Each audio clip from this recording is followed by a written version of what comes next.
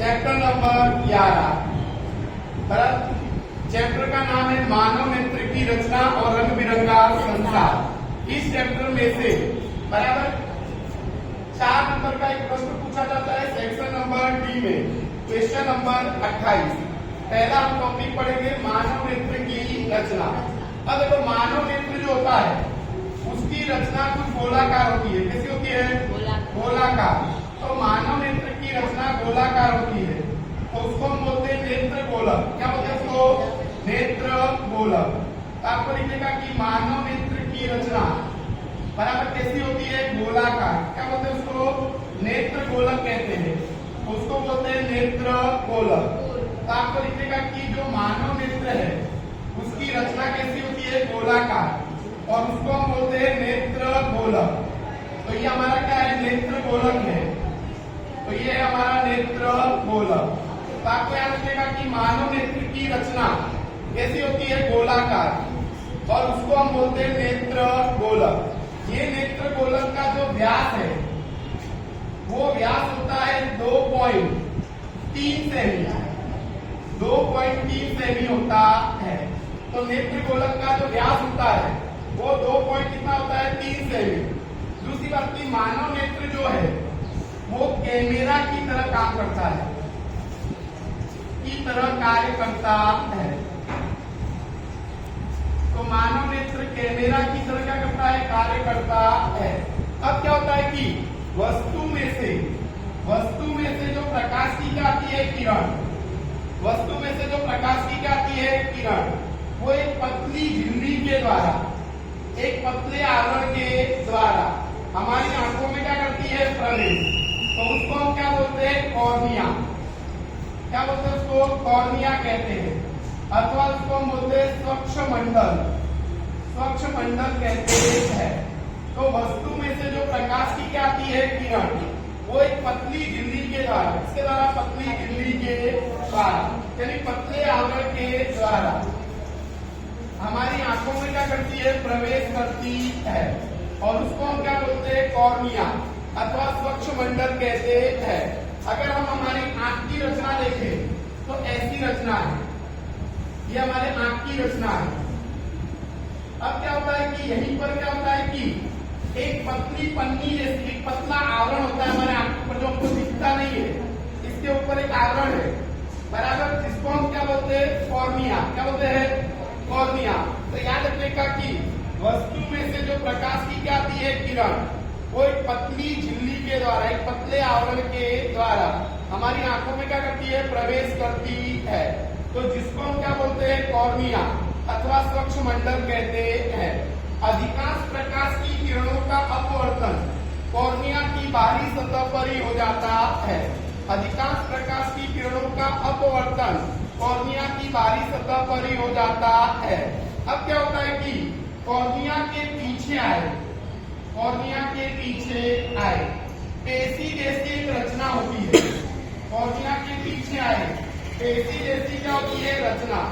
उस रचना को हम बोलते हैं क्या? परितारिका। परितारिका कहते हैं, और जिसको अंग्रेजी में कहते हैं आइरिस। क्या बोलते हैं इसको? आइरिस। अब ये जो हमारा भाग है ये हमारा क्या है? आइरिस है। ये जो वाला भाग है वो हमारा क्या है? आइरिस, जिसको हम बोलते हैं परितारिका। अच्छा, यही परितारिका हमारे आंख का कलर जो है वो निश्चित करती है। किसी की आंख क्या होती है? काले रंग की, किसी की भूरे रंग की, किसी के नीले रंग की आंख होती है। तो किसके कारण होती है? आइरिस के कारण। किसके कारण? आइरिस के कारण। तो आपको याद रखिएगा कि कॉर्निया के पीछे आए एक पेशी जैसी क्या होती है? रचना, जिसको हम क्या बोलते हैं? आइरिस। क्या बोलते हैं? आइरिस। अब ये आइरिस का काम क्या है? अथवा परितारिका भी बोलते हैं। इस परितारिका का काम क्या है? तो ये जो पुतली है वो पुतली के आकार का क्या करती है? नियंत्रण। पुतली के आकार को नियंत्रित करती है। परितारिका का कार्य क्या है? तो पुतली के आकार को क्या करती है? नियंत्रित। अब पुतली कौन है? तो ये हमारा जो भाग है ये हमारा क्या है? पुतली है, और ये पुतली के आकार को नियंत्रित कौन करती है? तो परितारिका यानी आइरिस। कौन करता है? आइरिस। अब ये पुतली का काम क्या है? तो जो आंखों के अंदर प्रवेश करने वाली प्रकाश की क्या है? किरण, प्रकाश की क्या है, किरण उनकी मात्रा को नियंत्रित करती है। यानी पुतली का काम है प्रकाश की मात्रा को क्या करती है, नियंत्रित करती है। प्रकाश की मात्रा को क्या करती है, नियंत्रित करती है। अब क्या होता है कि जो भी इसको हम बोलते हैं क्या, अभिनेत्र लेंस, इसको बोलते हैं अभिनेत्र लेंस, अथवा इसको क्रिस्टलीय लेंस भी बोलते हैं। क्या होते हैं इसको, क्रिस्टलीय लेंस। अब क्या होता है कि पुतली से जो किरणें गुजरकर अभिनेत्र लेंस पर क्या होती है, आती, अभिनेत्र लेंस पर क्या होती है, आती, तो उसका क्या होता है, अपवर्तन, और अपवर्तन होकर जिस जगह पर प्रतिबिंब बनता है, जिस जगह पर उसका क्या बनता है, प्रतिबिंब, उसको हम क्या कहते हैं, रेटिना। क्या बोलते हैं, रेटिना कहते हैं, अथवा कहते हैं नेत्र पटल। क्या कहते हैं उसको, नेत्र पटल। वस्तु को स्पष्ट देखने के लिए, वस्तु को स्पष्ट देखने के लिए प्रतिबिंब रेटिना पर बनना जरूरी है। वस्तु को अगर आपको स्पष्ट देखना है तो प्रतिबिंब रेटिना पर बनना क्या है, जरूरी है। अब क्या होता है कि ये जो अभिनेत्र लेंस है, जो आंख का लेंस है, उसको अपनी जगह पर पकड़ कर रखने का काम कौन करता है, तो पक्षमाभी पेशी। कौन करता है, पक्षमाभी पेशी करती है।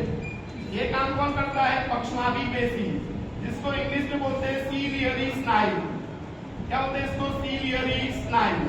ये सीलियरी स्नायु के द्वारा, पक्षमाभी पेशी के द्वारा बराबर ये जो अभिनेत्र लेंस है, आंख का लेंस है, उसको मोटा पतला करती है, और मोटा पर या पतला करके उसकी फोकस दूरी को बदलती है। उसकी फोकस दूरी को क्या करती है, बदलती है। तो फोकस दूरी को बदलने का काम कौन करता है, तो पक्षमाभी पेशी, सीलियरी स्नायु। कौन करता है, सीलियरी स्नायु। अब ये सब इसके पुतली के अंदर होता है। जैसे हमारे आंख का लेंस पुतली के कहाँ है, अंदर।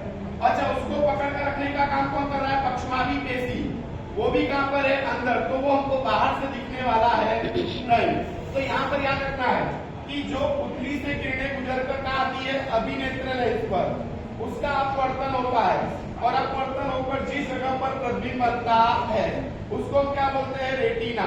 वस्तु को स्पष्ट देखने के लिए प्रतिबिंब रेटिना पर बनना जरूरी है। अगर आगे पीछे प्रतिबिंब बनेगा तो वस्तु स्पष्ट दिखाई देगी नहीं। अब क्या होता है कि ये अभिनेत्र लेंस को अपनी जगह पकड़ कर रखने का काम कौन करता है, पक्षमाभी पेशी। कौन करता है, पक्षमाभी पेशी, सीलियरी स्नायु। और वो सीलियरी स्नायु क्या करती है कि लेंस को मोटा पतला करती है, और मोटा पतला करके उसकी फोकस दूरी को बदलती है। अब क्या होता है कि ये जो हमारी क्या है, रेटिना, ये रेटिना पर बहुत सारी प्रकाश संवेदनाग्राही कोशिकाएं होती है। प्रकाश संवेदनाग्राही क्या होती है, कोशिकाएं। प्रकाश संवेदनाग्राही क्या होती है, कोशिकाएं होती है। और वो क्या उत्पन्न करती है, विद्युत सिग्नल। क्या उत्पन्न करती है, इलेक्ट्रॉनिक मैसेज, एक प्रकार का विद्युत सिग्नल उत्पन्न करती है। और ये विद्युत सिग्नल जो है, वो विद्युत सिग्नल को बराबर दिक् तंत्रिका, दिक् तंत्रिका नहीं, प्रकाशीय तंत्रिका, प्रकाशीय तंत्रिका बराबर कहां तक ले जाती है, मस्तिष्क तक। कहां तक ले जाती है, मस्तिष्क तक। और मस्तिष्क के द्वारा प्रतिबिंब की क्या होती है, पहचान होती है। मस्तिष्क के द्वारा प्रतिबिंब की क्या होती है, पहचान होती है। और इस प्रकार से मानव नेत्र की रचना होती है। फिर से देख लो, हमको खाली आंख का क्या दिखता है, भाग आइरिस बराबर, और क्या दिखता है, पुतली। क्या दिखता है, पुतली। बाकी के जो भाग होते हैं वो क्या होते हैं, अंदर। क्या होते हैं, अंदर। मैंने कहा वस्तु में से जो प्रकाश की क्या आती है, किरण, वो सबसे एक पतली झिल्ली के द्वारा हमारी आंखों में क्या करती है, प्रवेश, जिसको हम क्या बोलते हैं, कॉर्निया अथवा स्वच्छ मंडल कहते हैं। अब क्या होता है, अधिकांश प्रकाश की किरणों का अपवर्तन कॉर्निया की बाहरी सतह पर ही हो जाता है। अब क्या होता है कि कॉर्निया के पीछे आए पेशी जैसी जो क्या होती है, रचना, उसको हम क्या बोलते हैं, परितारिका अथवा आइरिस कहते हैं। इस परितारिका का काम क्या है, तो पुतली के आकार को बराबर वो क्या करती है, नियंत्रित करती है। पुतली का काम क्या है, तो आंखों में प्रवेश करने वाली बराबर प्रकाश की मात्रा को नियंत्रित करती है। अब पुतली से किरणें गुजरकर अभिनेत्र लेंस पर क्या होती है, आती है। बराबर। तो अभिनेत्र लेंस के द्वारा आपतित प्रकाश की किरणों का अपवर्तन होता है और जिस जगह पर उसका प्रतिबिंब बनता है उसको बोलते हैं क्या, रेटिना अथवा नेत्र पटल। वस्तु को स्पष्ट देखने के लिए प्रतिबिंब रेटिना पर बनना जरूरी है। अब क्या होता है कि मैंने बताया कि जो रेटिना है, रेटिना पर बहुत सारी प्रकाश संवेदना ग्राही क्या होती है, कोशिकाएं, जो क्या उत्पन्न करती है, विद्युत सिग्नल। क्या उत्पन्न करती है, विद्युत सिग्नल। और ये विद्युत सिग्नल को बराबर प्रकाशीय तंत्रिका यानी दृक तंत्रिका कहां तक ले जाती है, मस्तिष्क तक, और मस्तिष्क के द्वारा प्रतिबिंब की पहचान होती है। दूसरी बात, ये अभिनेत्र लेंस जो है, ये अभिनेत्र लेंस को अपनी जगह पकड़ कर रखने का काम कौन करता है, पक्षमाभी पेशी यानी सीलियरी स्नायु। कौन करता है, सीलियरी स्नायु। और ये सीलियरी स्नायु बराबर पक्षमाभी पेशी वो लेंस को क्या करती है, मोटा और पतला। क्या करती है, मोटा और पतला, और ऐसा करके उसकी फोकस दूरी को बदलती है। तो ये था मानव नेत्र की रचना। तो मानव नेत्र की रचना पूछे तो आकृति बनाकर इतना